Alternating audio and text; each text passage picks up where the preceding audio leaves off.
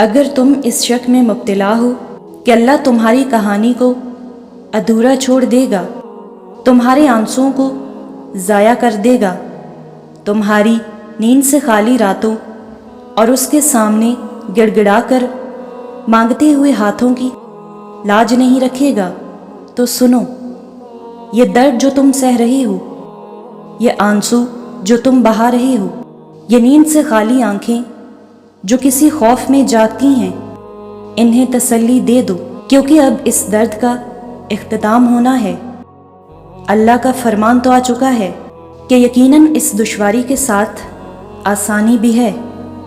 صبر کی آخری حد ہی کیوں نہ ہو، اللہ سے مانگنا نہ چھوڑنا، وہی تو دے سکتا ہے نا، اور وہ دے گا ضرور۔ وہ کوئی دعا رد نہیں کرتا، کوئی کہانی ادھوری نہیں چھوڑتا۔ اس سے مانگنے کے بعد تم تقدیر کے محتاج نہیں رہتے۔ قرآن میں اللہ خود فرماتا ہے کہ اللہ سے مدد مانگو اور صبر سے کام لو۔ ایک وقت تو ایسا بھی آئے گا کہ تم صبر کرتے کرتے اللہ کے اتنے قریب ہو جاؤ گے کہ ابھی دعا دل میں ہی ہوگی اور اللہ پاک کن فرما دے گا۔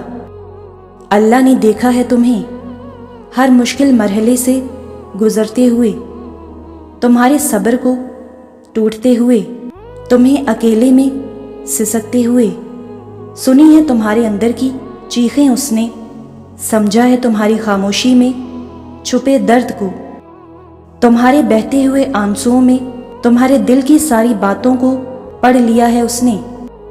وہ جانتا ہے کہ تم روز خود کو تسلی دیتے ہو، یقین رکھ کر دعاؤں پر خود کو ہمت دیتے ہو، اس مشکل وقت کے گزر جانے کا انتظار کرتے ہو، اتنا اندھیرا ہونے کے باوجود روشنی کی امید رکھتے ہو، تم اللہ پر بھروسہ رکھتے ہو تو وہ بھی تمہارے اس بھروسے کو کبھی ٹوٹنے نہیں دے گا۔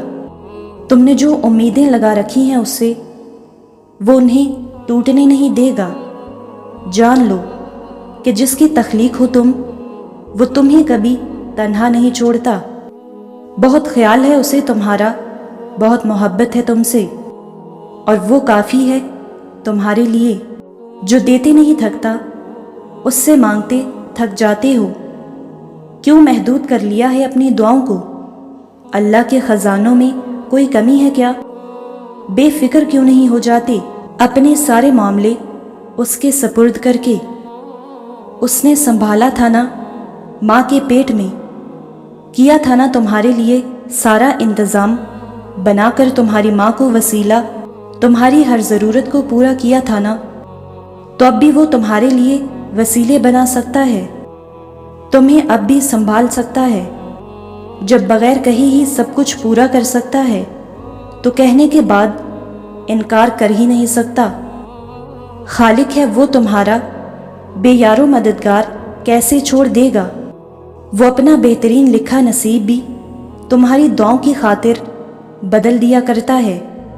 وہ اپنے فیصلوں کو تم پر مسلط نہیں کرتا، تمہاری چاہت کا بہت خیال رکھتا ہے، تم جو مانگتے ہو اسے بہترین صورت میں تم تک پہنچاتا ہے، قبول کرتا ہے تو ایسے کہ خوش کر دیتا ہے، نہ آنسو ضائع ہونے دیتا ہے، نہ ہی تڑپ، نہ کوئی شکایت رہنے دیتا ہے، رد نہیں ہوتی اس کے پاس لگائی امیدیں، خالی نہیں رہنے دیتے کبھی اس کی بارگاہ میں اٹھے ہوئے ہاتھ۔ جب تم اللہ کے در پر دستک دو گے تو اس کا در رحمت اپنے لیے کھلا پاؤ گے، اور پھر وہ تمہیں اتنا نوازے گا کہ تم حیران رہ جاؤ گے۔ تمہیں نا امیدی سے نکال کر اللہ نے دعاؤں کی توفیق دی، تمہیں وہ امید دی جس کے بعد مایوسی کی گنجائش نہیں رہتی، جس کے بعد تمہیں جینے کا اصل مقصد مل جاتا ہے، جس کے بعد تمہیں اس کی رضا میں راضی ہونا مشکل نہیں لگتا، جس کے بعد تم معاملے اس کے سپرد کر کے بہت بے فکر ہو جاتے ہو، تمہارے دل کا بوجھ ہلکا ہو جاتا ہے، تمہیں خیر نظر آتی ہے دیر میں بھی انتظار کرنا آسان ہو جاتا ہے۔ وہ بہت مہربان ہے تم پر، تم سے بھی زیادہ تمہارا خیال ہے اسے۔ وہ صحیح وقت پر تمہاری دعاؤں کو تمہاری زندگی کا حصہ بنا دے گا۔